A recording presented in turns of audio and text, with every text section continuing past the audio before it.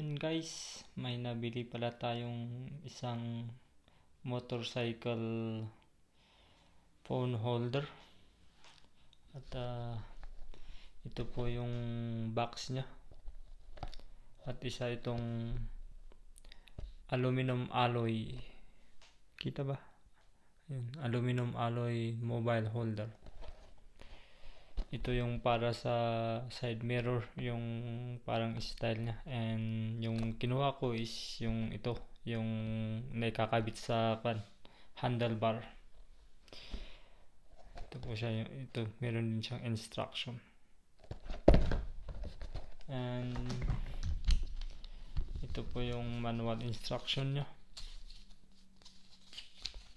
Ayun. And may sarili siyang tools. At ito po yung iTeam hot speed.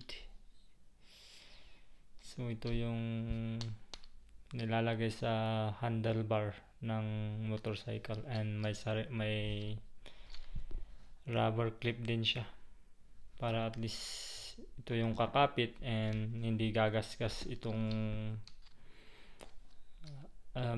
alloy niya sa handlebar. Ito yung ilalagay dito. Ganyan.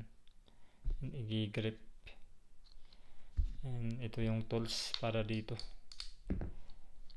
And ito yung kung gusto mong luwagan, ito lang para at least sakto yung phone mo. Ayaw, di kasya. Ayan. Luwagan mo lang siya dito. Masyadong malapad tong phone. Ito yung adjacent. Ayan. At ayan, sa likod. Ito naman yung para luluwag kung saan mo gustong ihanap. So yun guys, okay naman siya. Talagang aluminum alloy yung material na nagamit. So yun, salamat and thank you.